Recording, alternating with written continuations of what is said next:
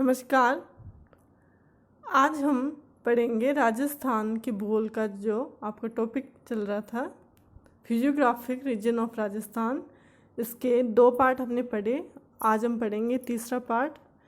पिछले 2 पार्ट की हम बात करते हैं। पिछले 2 पार्ट में हमने देखा कि राजस्थान को कितने भौतिक भागों में विभाजित किया गया है। उनमें से जो पहला भौतिक भाग था पश्चिमी मरुस्थलीय प्रदेश, जिसके बारे में हमने पिछले 2 लेक्चर्स में देखा कि पश्चिमी मरुस्थलीय प्रदेश की क्या विशेषता थी, किस प्रकार की स्थलाकृति वहाँ पे पाई जा रही थी। जैसे बालू का स्तूप जो वहाँ पे विशिष्ट स्थल रूप के रूप में पाए जाते हैं। और फिर उनका विभाजन देखा कि पश्चिमी मरुस्थलीय प्रदेश उसका 2 भागों में विभाजन किया गया था, रेतीला मरुस्थल और अर्धशुष्क मैदान। फिर इनके जो विभाजन किए गए वो हमने देखे। आज का जो लेक्चर है उसमें हम इसी में आगे चलते हुए जो दूसरा भौतिक प्रदेश है अरावली पर्वतीय प्रदेश, उसके बारे में डिटेल से देखेंगे कि अरावली का विस्तार राजस्थान में कहाँ पाया जाता है, किन जिलों में पाया जाता है। इसके बारे में हम आज डिटेल से अध्ययन करेंगे। सबसे पहले हम इसके बारे में जान लेते हैं। अरावली पर्वत श्रृंखला राजस्थान को 2 असमान भागों में बांटती है। देखिए, जो ये लगभग पूरी मध्य में नहीं है बल्कि लगभग ये मध्य में है, जिसकी वजह से राजस्थान जो है वो 2 असमान भागों में बंटता है, यानी पूरी मध्य से विभाजित राजस्थान को ये नहीं करती है। अरावली पर्वतीय प्रदेश का विस्तार राज्य के कौन कौन से जिलों में है देखते हैं। सिरोही, उदयपुर, राजसमंद, अजमेर, जयपुर, दौसा, अलवर, सीकर, झुंझुनू, यानी इन जिलों में अरावली का विस्तार जो है वो पाया जाता है। अरावली पर्वतमाला की औसत ऊंचाई समुद्र तल से 930 मीटर है। राज्य के कुल क्षेत्रफल का 9.3% है। तो राज्य के कुल क्षेत्रफल का, जैसे हमने पिछला जो लेक्चर था उसमें हमने देखा था पश्चिमी मरुस्थलीय प्रदेश के बारे में पढ़ा था, जो राज्य का लगभग 60% जो क्षेत्रफल कवर कर रहा था। तो अरावली पर्वतीय प्रदेश जो है वो उसके कंपेरेटिव यदि देखें तो मात्र 9.3% क्षेत्रफल कवर करता है राजस्थान का। अरावली पर्वतमाला का विस्तार गुजरात में पालनपुर से लेकर राज्य के मध्य से होते हुए दिल्ली में रायसीना पहाड़ियों तक विस्तृत है। यानी अरावली पर्वतमाला जो है वो गुजरात में, राजस्थान में और राजस्थान से आगे चलते हुए दिल्ली तक चली गई है। दिल्ली में ये रायसीना पहाड़ियों तक विस्तृत है। रायसीना हिल्स जो है उस पर राष्ट्रपति भवन बना हुआ है। तो इसका विस्तार जो है वो गुजरात से राजस्थान, राजस्थान से फिर आगे दिल्ली में गई है। यह दक्षिण पश्चिम से उत्तर पूर्व दिशा में फैली हुई। यदि इसका विस्तार दिशा के रूप में देखा जाए तो यह दक्षिण पश्चिम से उत्तर पूर्व दिशा में, राजस्थान में इसकी जो दिशा है वो कैसी है, कई बार ये क्वेश्चन पूछा जाता है तो इसकी दिशा किस प्रकार से है, दक्षिण पश्चिम से उत्तर पूर्व दिशा में ये फैली हुई है। अरावली पर्वतमाला की कुल लंबाई 692 किलोमीटर है, जिसमें से राजस्थान में 550 किलोमीटर विस्तृत, यानी 80%। तो अरावली पर्वतमाला गुजरात से लेकर और दिल्ली तक इसकी जो कुल लंबाई है वो है 692, यानी कि 692 किलोमीटर। और उनमें से 550 किलोमीटर अकेले राजस्थान राज्य में है।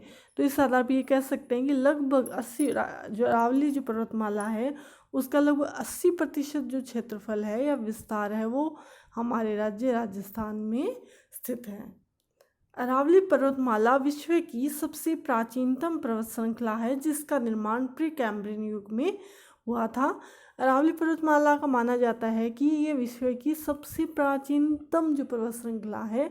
ये भी राजस्थान जीके का, या ये कहे कि ज्योग्राफी के जीके का बहुत अच्छा क्वेश्चन बनता है। बहुत बार पूछा भी जाता है कि निम्न में से कौन सी पर्वतमाला जो है वो प्राचीनतम है। तो सबसे प्राचीनतम जो है वो कौन सी मानी जाती, अरावली, जो हमारे राजस्थान राज्य में है। ये माना जाता है कि इसका निर्माण प्री कैम्ब्रियन युग में हुआ है, लगभग आज से 40 से 50 करोड़ वर्ष पूर्व या उससे भी पहले। तो इस युग में काफ़ी, यानी बहुत करोड़ों वर्ष पहले की जो बात होगी, तो ये काफ़ी प्राचीन है। सबसे प्राचीन पर्वतमाला है अरावली पर्वत श्रृंखला। अब आपको जो स्लाइड है उसमें मैप के थ्रू दिखाया गया है, जिसमें राजस्थान का मैप दिखाई दे रहा है। इसमें जो अरावली पर्वत श्रृंखला जो दिखाई गई है, जो लाइंस जो दिखाई गई है टेढ़ी लाइनों के द्वारा, तो इससे ये पता चला ये राज्य को दो भागों में विभाजित करती है, लेकिन असमान, यानी कि इधर का जो इसके उत्तर का कहें या इसके जो पश्चिम का जो भाग है वो ज़्यादा बड़ा है अपेक्षाकृत बनिस्पत जो पूर्व के भाग के। इसके पश्चिम में कौन सा क्षेत्र स्थित है? अर्ध मूसली प्रदेश या फिर जो अर्धशुष्क मैदान राजस्थान बांगर की हमने बात की थी। और इसके पूर्व में स्थित है पूर्वी मैदान, जिसमें बनास बेसिन, माही नदी का बेसिन है, चंबल बेसिन है, इनका विस्तार पाया जाता है। अब अरावली जो श्रृंखला है उसको जो मैप के में देखें, उत्तरी अरावली, मध्य अरावली, दक्षिणी अरावली और आबू पर्वतखंड जो कि सिरोही, उसमें अलग अलग बांटा हुआ या अलग अलग इसको दिखाया गया है। उत्तरी अरावली में जैसे ज़िले दिखाई दे रहे हैं, जैसे अलवर है, इधर कुछ भाग जो है वो शेखावाटी रीजन का आ रहा है, जैसे और जयपुर है। जैसे मध्य अरावली तो यहाँ पे जो अजमेर है, और दक्षिणी अरावली जिसमें कि सिरोही है, उदयपुर है, राजसमंद, आबू पर्वतखंड जो कि सिरोही ज़िले में है। तो ये हमने जो है मैप के माध्यम से देखा कि अरावली पर्वतीय जो प्रदेश है उसकी स्थिति जो है वो राजस्थान में किस प्रकार की है। अरावली पर्वतमाला को अवशिष्ट पर्वत या घिसा हुआ माना जाता है, क्योंकि अरावली पर्वतमाला है तो वो विश्व की प्राचीनतम पर्वतमाला है।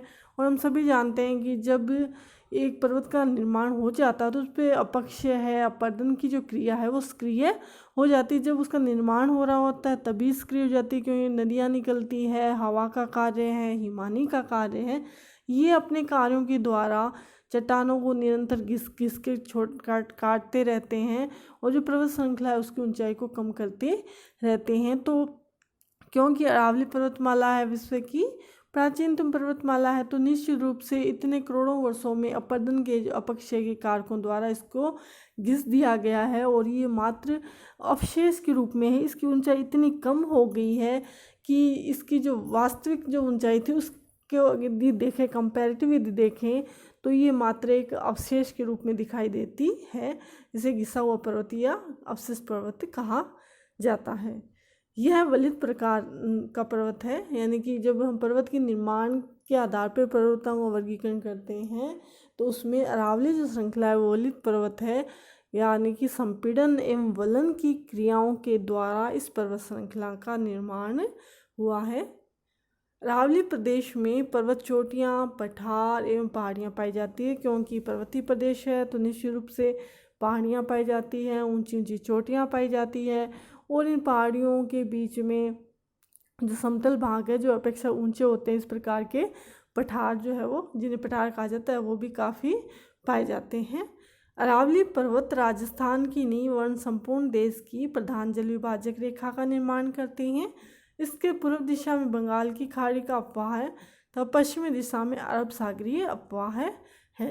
तो अरावली पर्वत जो है वो जल विभाजक का कार्य करते हैं, न केवल राजस्थान के लिए बल्कि भारत के लिए भी। इसके पूर्व की जो नदियाँ जो है वो बंगाल की खाड़ी में गिरती है, जैसे चंबल नदी है, बनास नदी है, तो ये बंगाल की खाड़ी में जाकर गिरती है। जबकि इसके पश्चिम की जो नदियाँ हैं, लूनी है जो है, वो जो नदियां हैं वो जाकर अरब सागर में गिरती है, यानी कि इसके पश्चिम में अरब सागरीय प्रवाह है तो इसके पूर्व में बंगाल की खाड़ी का अपवाह को ये अलग करती है, इसलिए इसको जल विभाजक भी माना जाता है। अरावली पर्वतों से संबंध उपरमाल का पठार, दक्षिण में भोराट का पठार, तो उत्तरी पूर्वी छोर पर पोतवार का पठार भी इसकी प्रमुख विशेषता है। तो अरावली पर्वत प्रदेश में कई पठार भी पाए जाते हैं, जैसे कि उड़िया का पठार है जो कि गुरु शिखर के नीचे सिरोही में स्थित है, ये सबसे ऊंचा पठार है राजस्थान का। आबू का पठार जो कि राजस्थान का दूसरा सबसे ऊंचा पठार है, ये भी सिरोही जिले में है।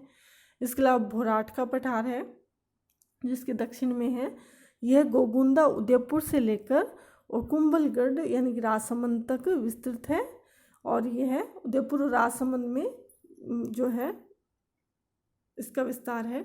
इसके अलावा हमने बात की उपरमाल का जो पठार है जो कि बिजोलिया भीलवाड़ा जिले में है, और ये बिजोलिया से लेकर भैंसरोडगढ़ चित्तौड़ तक विस्तृत है।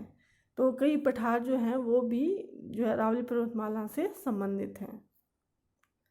अब हम देखते हैं अरावली पर्वतमाला के विभाजन कि अरावली पर्वतीय प्रदेश को इसकी स्थलाकृतियों के अनुसार, विशेषताओं के अनुसार कितने भागों में विभाजित किया जा सकता है। 4 भागों में विभाजित किया गया है, उत्तरी अरावली, मध्य अरावली, दक्षिणी अरावली और जो 4th है आबू पर्वत खंड। पहले हम बात करते हैं उत्तरी अरावली के बारे में, यानी कि अरावली प्रदेश का जो उत्तर दिशा में जो भाग है उसके बारे में।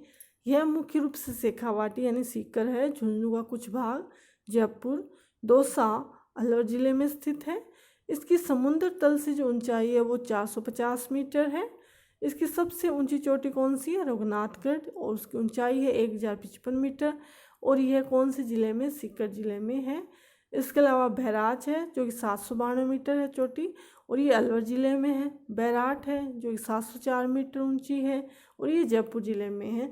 ये जो चोटियां हैं अरावली पर्वतमाला की, इनसे संबंधित बहुत सारे जीके के क्वेश्चन बनते हैं, तो इनकी ऊंचाई और ये कौन से ज़िले में स्थित है इनके बारे में आप ध्यान देंगे। उत्तरी अरावली के बाद में हम बात करते हैं मध्य अरावली, यानी कि अरावली का मध्यवर्ती भाग। इस भाग में अरावली का विस्तार कम पाया जाता है, जो कि ब्यावर किस्मी बहुत कम है। यानी हम कह सकते हैं कि यहाँ पे जो अरावली पर्वत जो श्रृंखला है वो संकरी हो जाती है, यानी इसका विस्तार कम हो जाता है। इसकी जो सबसे ऊंची चोटी है वो नाग पहाड़ियाँ जो है अजमेर में है उसमें स्थित है, जिसका नाम है तारागढ़, और इसकी ऊंचाई 870 मीटर, और ये अजमेर ज़िले में है। तो मध्य अरावली की सबसे ऊंची चोटी कौन सी है, तारागढ़, 870 मीटर। जबकि उत्तरी अरावली की सबसे ऊंची चोटी कौन सी थी, जो हमने बात की थी, रघुनाथगढ़, जो कि सीकर में है, 1055 मीटर। मध्य अरावली की समुद्र तल से औसत ऊंचाई जो है वो है 550 यानी 550 मीटर। अरावली का यह भाग कटा फटा होने के कारण यहाँ दर्रे पाए जाते हैं, जिन्हें स्थानीय भाषा में नाल कहा जाता है, जैसे झीलवाड़ा की नाल, देसूरी की नाल, सोमेश्वर की नाल, बरका दरा, और ये सारी की सारी जो नाल है या ये जो दर्रे हैं वो कौन से ज़िले में, पाली ज़िले में है। तो अरावली को मध्य अरावली जो काफ़ी कटी फटी है, कटी फटी होने की वजह से बीच बीच में जो है गैप पाए जाते हैं, और ये गैप जो है वो रास्ता बनाने का कार्य करते हैं, तो इनको दर्रे कहा जाता है, लेकिन स्थानीय भाषा में इनको नाल कहते हैं। और कई नाल है, जो झीलवाड़ा की नाल है, सोमेश्वर की नाल है, बरका दर्रा है, देशुरी नाल, ये नाल जो है मध्य अरावली में पाई जाती है। यह मुख्य रूप से अजमेर, पाली, राजसमंद में विस्तृत है, यानी कि किन जिलों में इसका विस्तार पाया जाता है मध्य अरावली का, अजमेर में, राजसमंद में और पाली जिले में। अब बात करते हैं दक्षिण अरावली, यानी अरावली का दक्षिणी भाग। यह मुख्य रूप से सिरोही, उदयपुर, राजसमंद में विस्तृत है, यानी सिरोही, उदयपुर, राजसमंद जिले में इसका विस्तार पाया जाता है। इसकी सबसे ऊंची चोटी जरगा चोटी है, जो कि 1481 मीटर है, और ये उदयपुर ज़िले में है। इसमें मुख्य रूप से फुलवारी की नाल उदयपुर ज़िले में, केवड़ा की नाल उदयपुर ज़िले में, हल्दी घाटी की नाल जो कि राजसमंद जिले में, ये प्रमुख दर्रे इसमें पाए जाते हैं। तो दक्षिणी अरावली जो है उसकी सबसे ऊंची चोटी कौन सी है, जरगा चोटी, ये उदयपुर ज़िले में है, और इसकी ऊंचाई जो है वो 1481 मीटर है। तो हम कह सकते हैं कि जो अरावली का दक्षिणी जो भाग है वो अपेक्षाकृत अधिक ऊंचा है, और इस भाग में भी दर्रे पाए जाते हैं, जैसे कि फुलवारी की नाल, केवड़ा की नाल और हल्दी घाटी की नाल। अब हम इसके 4th जो भाग है आबू पर्वत खंड, उसके बारे में देखते हैं। यह मुख्य रूप से सिरोही जिले में स्थित है। आबू का जो खंड है वो कौन से जिले में है, सिरोही जिले में है। इसकी समुद्र तल से औसत ऊंचाई 1000 मीटर है, यानी कि अरावली का ये जो भाग है वो सबसे अधिक ऊंचा है।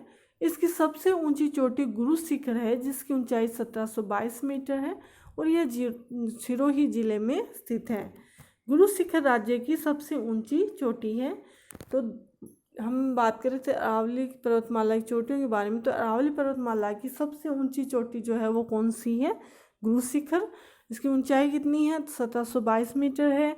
ये क्वेश्चन जीके का जो है वो बहुत बार पूछा जाता है कि अरावली पर्वत श्रृंखला की सबसे ऊंची चोटी कौन सी है, गुरु शिखर, या इसकी ऊंचाई कितनी है, तो 1722 मीटर। ये कौन से जिले में स्थित है, तो ये कौन से जिले में स्थित है, सिरोही जिले में स्थित है।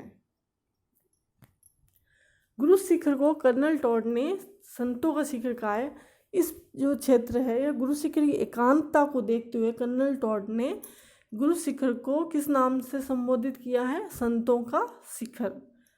यह मध्य भारत की सबसे ऊंची चोटी है। इसके अतिरिक्त अन्य चोटियों में शेर जिसकी ऊंचाई है 1593 मीटर, अचलगढ़ यानी 1380 मीटर। ये मध्य भारत की सबसे ऊंची चोटी यानी उत्तरी भारत की सबसे ऊंची चोटी कौन सी है? K2 गॉर्डन ऑस्टिन, जो कि भारत की भी सबसे ऊंची चोटी है। दक्षिण भारत की है अनाईमुड़ी है। और जो मध्य भारत की जो सबसे ऊंची चोटी है वो कौन सी है? गुरु शिखर, जिसकी ऊंचाई है 1722 मीटर। इसके अलावा इस भाग में शेर, अचलगढ़ जो है वो चोटियाँ भी पाई जाती हैं। इसका संपूर्ण भाग ग्रेनाइट से निर्मित है। ग्रेनाइट यानी कि अरावली जो श्रृंखला का ये जो भाग है वो ग्रेनाइट यानी मतलब ग्रेनाइट जो प्राचीन आग्नेय चट्टान है, तो प्राचीन आग्नेय चट्टानों से बनी हुई है। ये जो पर्वत श्रृंखला है वो आग्नेय चट्टानों से निर्मित है। आबू पर्वतखंड के समीप उड़िया का पठार है। आबू पर्वतखंड के जो नीचे ही सिरोही जिले में उड़िया का पठार है, जो कि राजस्थान का सबसे ऊंचा पठार है, जिसकी ऊंचाई 1360 मीटर है। तो आज हमने अरावली पर्वतीय प्रदेश की जो भौतिक विशेषताओं के बारे में देखा। इस भौतिक प्रदेश की क्या विशेषता है, किस प्रकार की स्थलाकृति यहाँ पाई जाती है, कौन कौन सी चोटियाँ पाई जा रही हैं, दर्रे कौन से पाए जा रहे हैं, इनके बारे में डिटेल से अध्ययन किया। इसी श्रृंखला का जो अगला पार्ट है, 4th पार्ट, इसमें हम अगले जो भौतिक प्रदेश है पूर्वी मैदान, उसके बारे में डिटेल से अध्ययन करेंगे। धन्यवाद।